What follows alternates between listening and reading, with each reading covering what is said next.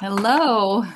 Hello. We're here to talk about your new book that came out in English. It's now available on Amazon and it's called Iron Sword Prayers, and it's an incredible piece of work. I am so grateful that you guys put all this work together, and it's now translated in two languages. Well, the original is in Hebrew and it's Okay, translated into English, yes. great. Thank you for doing this. I just want to read the back, and then I would love to hear about it and how it came into being.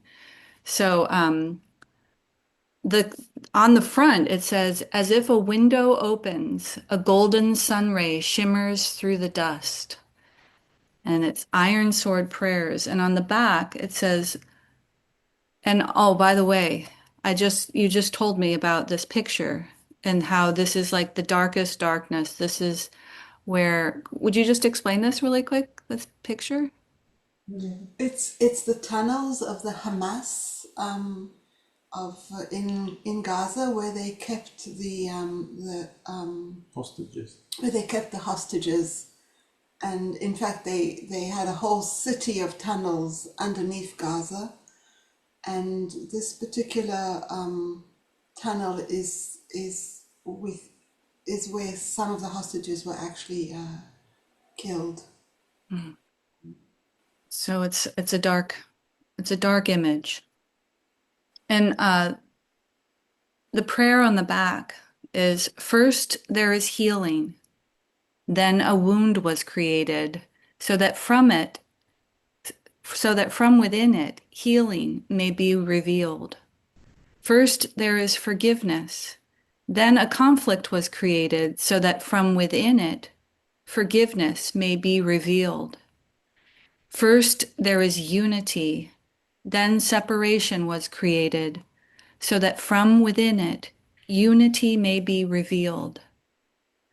First, God exists, then man was created, so that from within him, God may be revealed. So beautiful. Well, actually, this belongs to a different book. Oh, your first book? The other book, the one, it's the second book, actually, or the third, it's the forgiveness book, Mm, which is not in English yet, but it will be. And we chose to put these words on this book as well because in many ways the book about forgiveness prepared these prayers. So we wanted to bring something from this book to be present with us in this one. And this is what we chose. And also, it crystallizes everything. So it really crystallizes all the prayers and the forgiveness work, really understanding the whole path in a way that humanity is walking, and but it turns it inside out, in the sense that we think that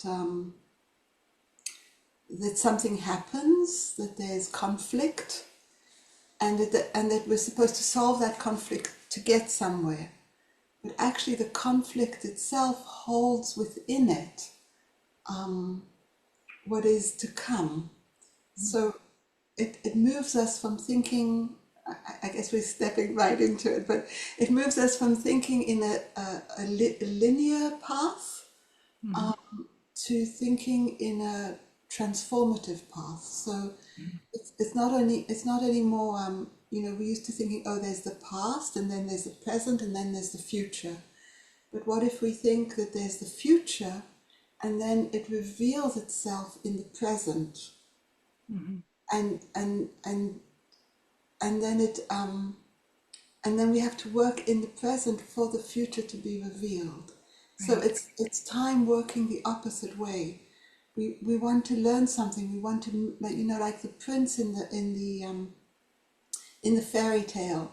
We think that the prince leaves the house or the kingdom, and then he goes to the woods, and then eventually he comes through the woods and he finds the princess. But if we think of it the other way around, we think that there's the prince in his kingdom, and the princess is calling him. And so from the future, she's calling him, and then he sets out on his way. And then he has the trials. And today, more than ever, we're in a time of trials. And we need to really hold this deep picture of, we can call it a princess or the higher being of man, the higher manifestation of man that is calling to us and saying, you will come through this, and you will come to a place where this is revealed in a new way. You can also say in a way that usually the way we think is that we need to get to God, so we need to go through all kind of processes to be able to reach God.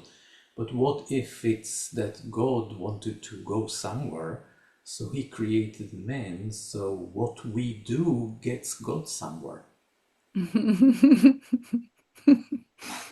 So we started, I think, on the deep end of things. Maybe we should go back to basics. I love this. It kind of feels like a heart thinking, not just a sensory outside, but actually feeling this connection to everything. And that's not linear time, that's happening at once. So the whole book really all the time asks us to step out of linear time, linear ideas, linear understanding, and it turns everything inside out. And actually, as we look at the book more deeply, it asks us to do the impossible. It asks us what we cannot do. It asks us to step beyond the gate of death and meet things beyond the gate of death that you can really say it's not possible for us. But we plant a seed, and Mm-hmm. like this forgiveness in conflict, we plant a seed, and then we see what life brings to us. Mm-hmm. When you say the book asks us to do something, well, it's important to say we didn't write the book. So we can speak in terms of the book asks us to do something because we didn't write the book. We were an instrument in it being written, but not more than that. That's important to see. Do you want to explain a little bit about that? And maybe I could just read a little bit of the preface, how it came to being on October 7th, Okay? 2023. And so there was 2 days before you received this question of freedom, and then the next day this forgiveness statement. Do you want to go just share a little bit about that beginning of it? Well, the beginning of it is actually much, much further back. This was like, you can say, a fruit that came through, but I'll start from there. And I have been receiving messages or communication or gifts, I would call it, from spirit world, probably from a very young age. But I shut it down or was not very conscious of it, and in the last few years, that voice that came through became stronger and stronger. And through the relationship also with Eytan, it gave me the ground to be able to open myself up more deeply to what is coming through. And in the last few years, in a way from 2020, these messages began to come through very, very strongly and in waves. So I would say that the very strong first wave was a wave that had to do with listening. And it was through that wave that slowly we began to understand who was speaking to us. And I say we began to understand because I would wake up very early in the morning or midnight or something like that, and I would say, Eytan, and I would start to speak what I hear, and Eytan would sit there and write it all down. And his listening enabled me to listen more deeply. So the first wave was really about listening, and then we began to understand the voices that we were hearing, and slowly began to understand that they are what we call the dead. We hear other voices as well, but the main voices that I hear other voices as well, but the main voice that came through was from this group that call themselves the Dead, or their in leader, one can say, and then the next wave that came not long after that, couple of months after that, had really to do with forgiveness, and it was 40 days of forgiveness, and then it was quiet for quite a long time. And then 3 days before what we came to know as the 7th of October, or known in Israel by the name the War of the Iron Sword, which is why we called it this name, partly, it was like a knock on the door 3 days before. No one was expecting a war. It was not something that was expected in any kind of way by the social fabric at the time. And these messages started coming through. And then on the third day, which was the 7th of October, 6:20 in the morning. Yeah, at 6:20 in the morning, exactly when the attack started, we received a very uncomfortable message, you could say, about gratitude, and how gratitude had to do with murder and God and forgiveness, something very complex. And then we were told, thank you for being with us, now get up and meet. Now get up and meet your day. And then, as the rest of the people in Israel and I would say, the world, we got up to meet the atrocities of the 7th of October. And that evening, there was a meeting. Do you want to continue from here? No, go ahead. And that evening we had a meeting on Zoom of people that were very, we were all scared, troubled, frightened, angry, sad, all emotions, a lot of confusion, not knowing. Some people still didn't know where their loved ones are, still finding out about the many murders and things that were happening. And so we had a meeting on Zoom, and then the next morning, again, there was this, I call it a knock on the door, and they said, you forgot us. And then they explained that they really needed us to work with the dead, and with those that were dying and those that were going to die. They were very, very clear that it was only the beginning. And now when we look 2 years back, there has been so much death on all sides. And also immediately from day one, and one needs to understand, we are so-called Israel. We are Israelis. We're Jewish. We live on one side of this drama. It doesn't. And right from day one, they said no. You have to rise up to a full consciousness of all sides of the drama. So it's not something that we couldn't do or that we hadn't done before, but to do it right in the middle of a war, when you are considered to be one side, was very, very challenging, because when you're in such a crisis, immediately you find the society you're in says, we're the right and they're the wrong, or we're the good and they're the bad.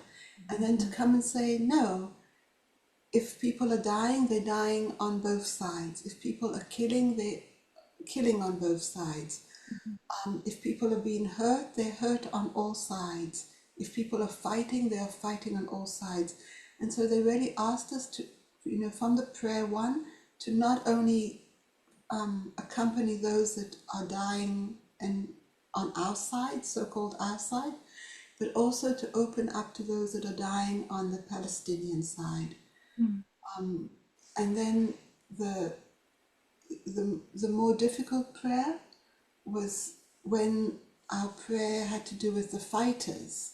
So not only to open up to the fighters on our side and what they are going through, but in our hearts to open up to the fighters on the other side and hold both in the palms of our hands. I wonder if you could just share a little bit about the importance of people living, working with the dead. I just want to say something before that. We'll get to it, but it's something that needs to be I think, explained in more detail. It's this aspect of giving up nationalism. Mm. As Maureen said, we are Jews, we are Israelis, and obviously when all this happened, we were in one side. And then what the ones we call dead, which are actually alive, but not in our world, they ask us to look at things not from a nationalistic point of view. Mm. Now, this is easy said, but I'll give an example. We have in Portland a guy called Dani Abadia. Dani Abadia is a basketball player. He's in the NBA. And all Israel is crazy about him because it's the first and only Israeli that ever was seriously in the NBA. And people that don't have anything to do with basketball, they don't even know where Portland is. They are into this Dani Abadia thing. Why? Because he's Israeli, and it's kind of rising up in oneself, and you can't stop it. The nationalistic point of view is kind of embedded very strongly in us. Mm-hmm. Be able to give it up is not easy. Maureen said before, fighters of the other side. Even this, I think, a lot, I would say most of the Israelis, if they would hear that we call Hamas people fighters, they will basically crucify us. They should be addressed as terrorists, terrible people, very bad. You cannot compare them to this holy, brave, fantastic idea of soldiers. Mm. So from the day one, we were asked to aim at something which is impossible, and they say, we know that you cannot do it, but still this is what we ask you to do. And this happens again and again in the prayers. We are asked to do things that we're not up to yet, Mm-hmm. but we are trying. And Mm-hmm. if we cannot do it, they say, put it in the hands of the gods. Mm-hmm. Ask for help. Let them hold it for you until you're there and you can do it yourself. Mm. So in many ways, this prayer book is very futuristic. It's just seed planting. It's not something we can really do today. On the other hand, can we not try? Right. So if you now talk about relationship with the dead, they have a very wide picture of how things are actually working. We see a very earthly picture of things. They see a very universal, you can say, picture. What they know, they can tell us about it, but for us to understand it needs practice and to hear it again and again, to see that it's not illogical as sometimes we might feel in the first time we hear it. On the other hand, we have something that is very precious, that only us, which is human beings on earth, has, which is a certain amount, not as big as people think, but a certain amount of free choice. At certain aspects, we can have free choice. It's not free choice if we choose which kind of TV program we watch. This is not free choice. This is determined in many ways inside us. But we can choose to do some actions because we choose to do it, because there's no other reason, no personal gain or anything.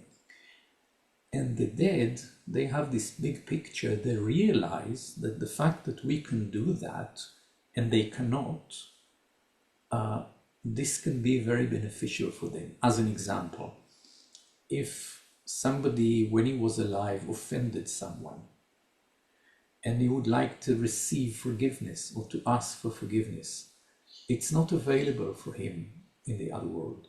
Mm. But if we ask forgiveness for him, which is available for us, we can give him the benefit of this forgiveness, the result of it. We can dedicate it to them, and this helps them in their path. Mm. So in a way, the book is inviting us to create a community that part of the members of this community will be dead people, and that together we can achieve in terms of development what the dead by themselves or us by ourselves cannot achieve, but together we can. So it's an invitation for some kind of, I would say, new futuristic possibility. I think that's why it's important to understand that when we receive these prayers, this was not the first meeting with the dead. And as we look back, we can see how they really prepared us. So when they gave us these 40 days of forgiveness a year before, they gave us a very challenging picture of the reality of their lives on the other side of the threshold. Of course, I'm not speaking about all the dead. I'm speaking about, a certain particular group that is very wide. And they really expressed in that book how their life is like in a desert, and that the spiritual world at this time cannot help them, and they are like thirsty, and they look back on their lives and they don't remember what they did, but they are reliving the consequences of what they did. And they don't have in spirit world, you don't have free choice. The only place that we can exercise free choice is here on earth. And so when they turn to us, they remind us to exercise this. And the clearest place that we can exercise this is in forgiveness. So if they're in spirit world, they cannot ask for forgiveness in the same way as we can on earth. And it's when we say about us working on forgiveness, we don't forgive them in whatever they did. We look into our own lives and we see where we need to forgive or ask forgiveness or bring forgiveness into our lives, and then the fruit of that activity we offer back to the spirit world, and then that is taken up by spiritual beings and shines into the spirit world. And it shines paths for them to be able to manifest into their next lives. So as they watch us, they learn. And as we listen to them, we learn. And so that we really bridge over this that we call death with these prayers. And they are also very involved, one could say, with the different catastrophes that happen on earth. So if it's wars, if it's epidemics, if it's earthquakes, if it's tornadoes, we don't realize how the dead are in that, part of that, and trapped in it. So this book really turns to us so that here on earth we wake up. So that here on earth we, again, we'll say it many times, we can't do what they ask us, but we put the intention to do what they ask us. And we do it out of, I call it an ant consciousness. We're ants. We're very, we're very modest in what we can do. But you know how an ant, it carries this huge grain on top of it, and somehow it makes it to the nest. This is what these prayers are about. It's about these little ants trying their best to offer something back to spirit world. Give a small example. Let's say that a person is killed in war. Then this moment of crossing the threshold is a moment of violence, maybe of hate and of pain. And there's an influence. So this spirit, in its path in the spiritual world, will carry this mark, this imprint of the moment it actually, maybe you can say, was born into the spirit world, which is the death in our world. And the next time, the next incarnation, this is what will be carried. So what we can expect is revenge, hatred, causing pain, and so on. Question: is there anything that can be done that this will not happen? So the first answer is the spirit itself cannot, because it was imprinted in this way, and this is the way it will go through in the spiritual world. But we can. We can do something that will change the imprint, or will maybe give it, to be more precise, will give benevolent beings, spiritual beings, help them or allow them to change the imprint of this specific spirit that went through death in this kind of unfortunate circumstances.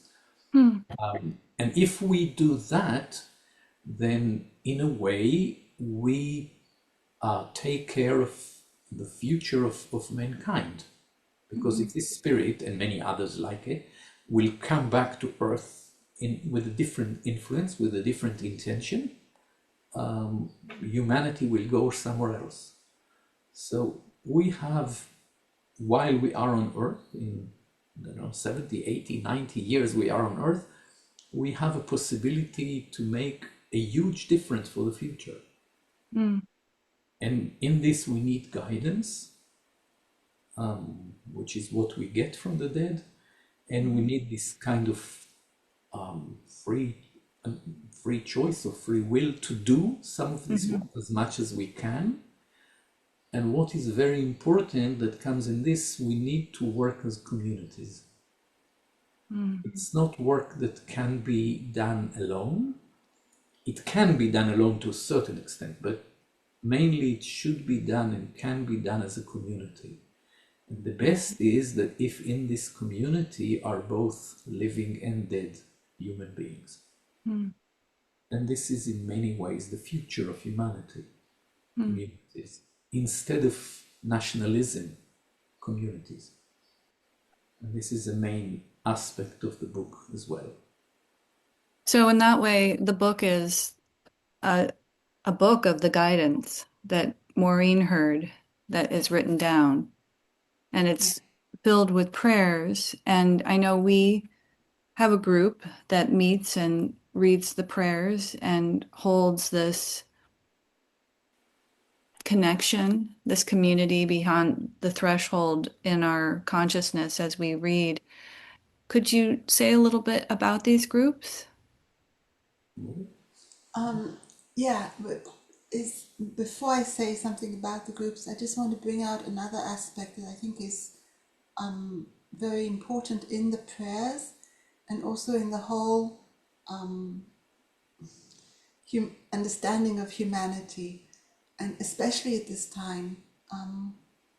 I'm saying it because just this morning I read a post written by a dear friend of mine, and she described something that is very common, like all the good people, so-called all the good people, will stick together and we will move forward and we'll leave the evil bad ones to manage on their own, and we will move on to the next level of consciousness, and they will kind of stay in their in the hell that they've created.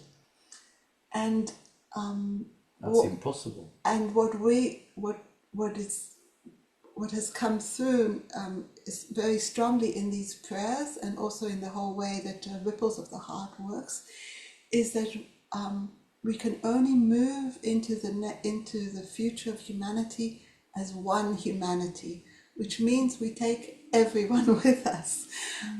We don't leave, like, let's say we're the good ones now, like, just let's for one moment pretend, but we don't leave the bad ones behind. We don't leave our enemies, so-called our enemies, behind. We don't leave our neighbor that we don't like behind. But really the book is all the time about understanding, the prayers are all the time about understanding the oneness of humanity. So those that murder, those that raped, those that do atrocities from whatever side they are, it's not only prayers for the victims, it's actually more and more prayers for those that did the atrocities, or that were found themselves, by defending their country or their people, doing atrocities. And it's them that the prayers really embrace. And all the time knowing that like one prayer says it very beautifully. It says, you put the murderer in one hand, never mind the nationality, the one who was murdered or raped in the other hand, and you yourself, they call us the witnesses, or Ones who stand the ones who amidst. stand between the mist, and you create this triangle, and into this triangle you ask for light to come through, and you remember all the time that this triangle is one. And you are one in this triangle. And because it might be that in another life you will find yourself on the not such good side of things. And then there will be someone else that will reach out their hand to you and remind you. And all the time the prayers also bring this thing of saying, remember who you are. Remember that you all come from a spiritual origin. No matter how it turns up on earth, you all remember and remind each other and look at each other and see through all the masks, all the atrocities, all the challenges that are happening there. And I'm sure anyone can imagine that in their own lives, and see right through them into the spiritual essence of who they truly are and of who we truly are. Because if we live in a world where there's so much atrocities, we forget who we are, because it's too much. Our heart breaks, and we can't hold the essence anymore. And so that's where the groups come in. Really, it's work, like Eytan said, that needs to be done in community. That community can be 3 people or 2 people, or a wider circle. And over the last 2 years, actually, but now we've taken it an extra step into English and into Zoom. We've been meeting in small numbers, sometimes 5, sometimes 8, sometimes 10, sometimes 3. And we take one of the prayers and we work together. And we create the essence. So these prayers, as long as they're on paper, they stay flat, you can say. It's like a musical score. You have to start to play it. And you have to start to let it move through you and through your soul, and bring up what it brings up.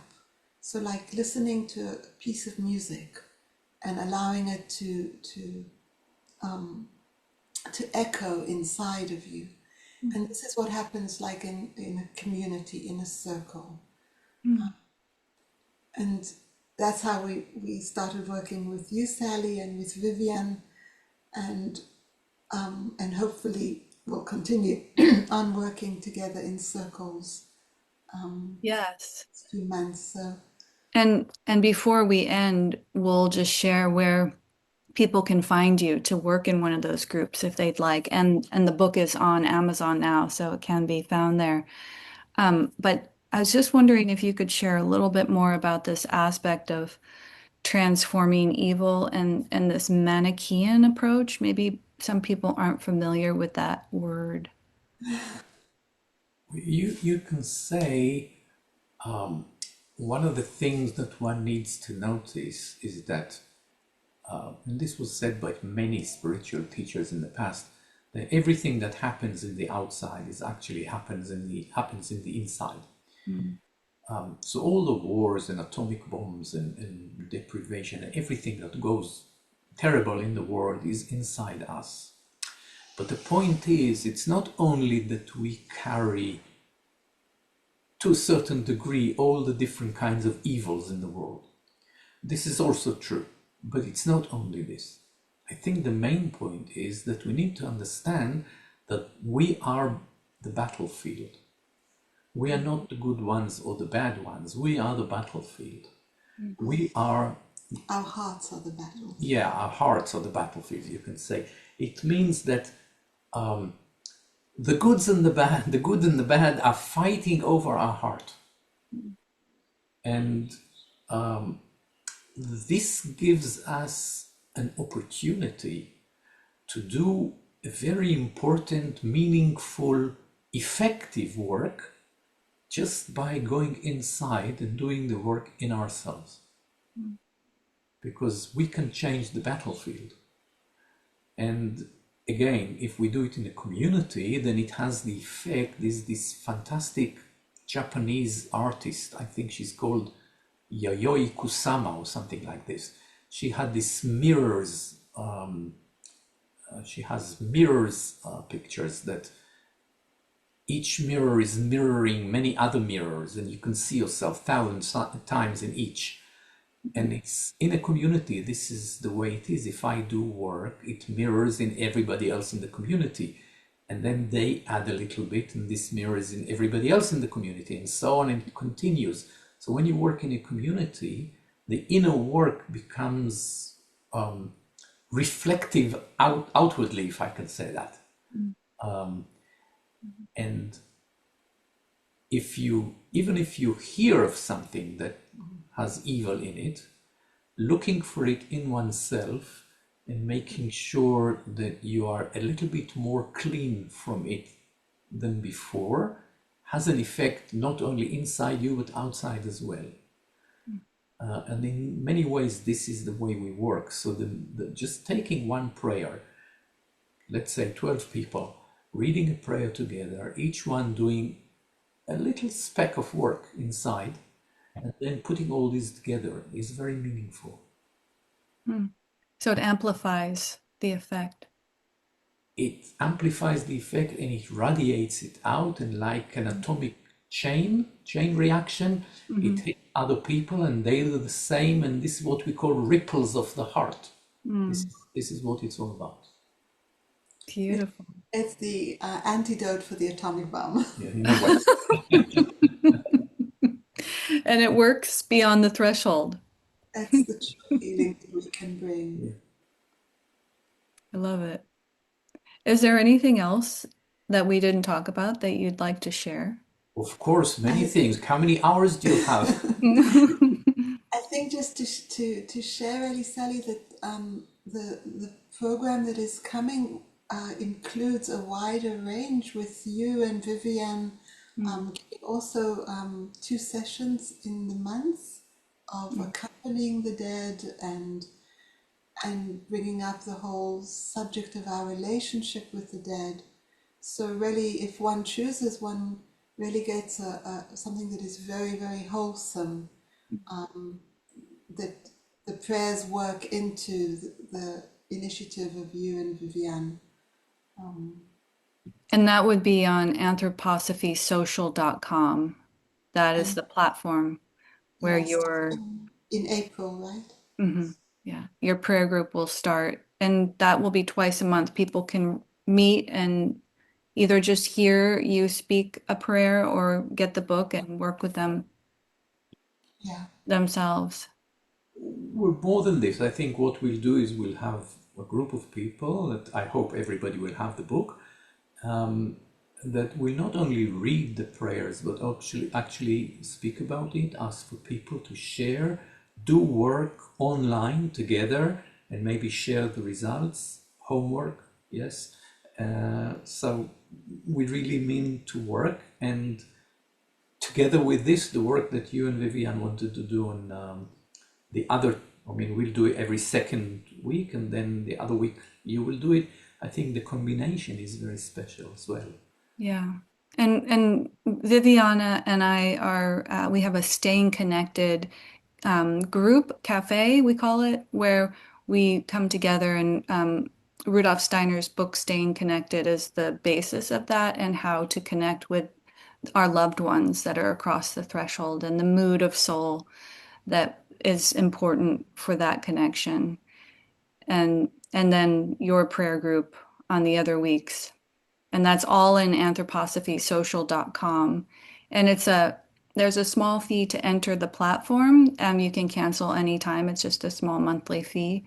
And there's also lots of other courses and events happening in there, but this is my passion. And I really appreciate this book and being in English. Thank you so much. There's so much work that went into it, and the poems are exquisite. I read them at night and I find that it just lifts me into a better place. And then when I come back in the morning, there's something new. Yeah, yeah. And yeah, it's really important to emphasize again that almost everything that is in that book was received by Spirit World. So it's not this. We only added explanations where it was necessary or given a certain deeper understanding of things. But really, these prayers, these poems, they come from Spirit World. And so when you read them, and especially if you take them in at night, they as you said, they become alive. Especially at night when we go to the spirit world. So. And I don't know how I would have survived these 2 years without this work. And maybe I'll say one more thing. The messages,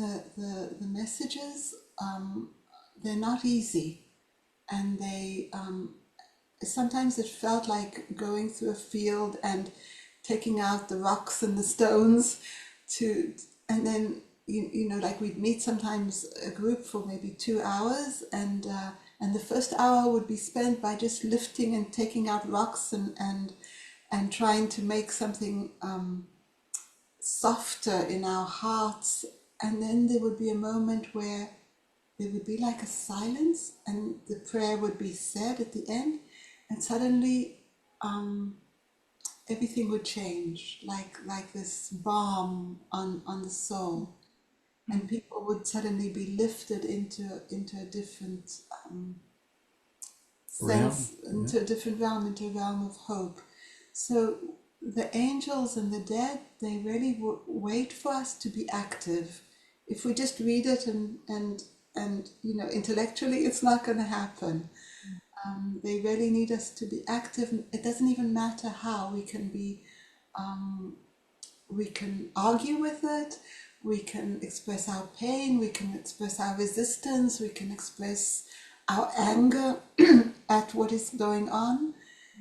And it's through that activity that the spirit world can come closer and listen and hear what it is for us to be on earth. That's why the communication with each other and with the dead is so, so important.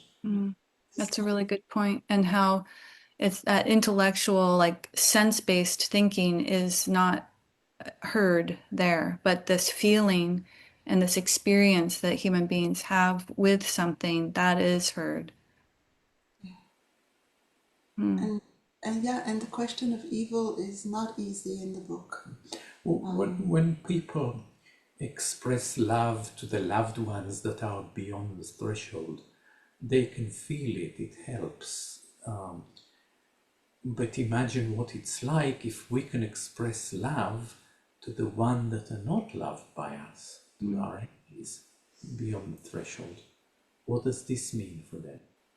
Even if we can't do it, but just we aim at doing it, or we try, or we intend to. This is very important. It's a whole new approach of what humans can do. Yeah. It is really, you asked about the Manichaean, it is really This about is Manichaean, understanding that even if someone did atrocities, for whatever reason they did, maybe they were idealistic, maybe they believed in their religion asking them to do this, that beyond beyond the moment of death, when you're faced with the karma of what you did, there will be a group of people that will come and say, we cannot solve the karma for you, you still have your own personal destiny and it has its effect, but we will carry it with you. So you will not be left on your own no matter what you did. We will carry your destiny with you. And so we walk the path together as one humanity. And that's a message in these prayers that is challenging for most. And but I believe it's the only hope we have. And would you say that that is transforming evil in that act. I don't know if transforming is the right word for evil, but that is it is. Let me say that this definitely is transforming evil in ourselves. We offer another soul to carry its load, its karma with it. Not instead of it, Not but with instead, it. but with it. This is definitely transforming evil in myself, rather than say you deserve it, it's yours, you asked for it, you did what. I'm there to help, so we can, as Maureen said, as one humanity continue. This is definitely transforming evil in myself. Mm. The person will still need to go through his karma and right what he did wrong. Yes, it's not instead, but something in me will definitely transform if I can do that. Mm-hmm. Mm-hmm. The challenge about saying transforming evil, and this is also maybe an important picture to bring, is that the Gnostics, which we tend to still think in the ways that they think, is that this is good and this is evil, and then the goodness that comes down to the evil, it fixes it, and then it goes back up to the good. And this is not what we speak about. The Manichaean pathway is that, yes, there's good and there's evil. They're not necessarily, there's, and and then they wake each other up, I would say.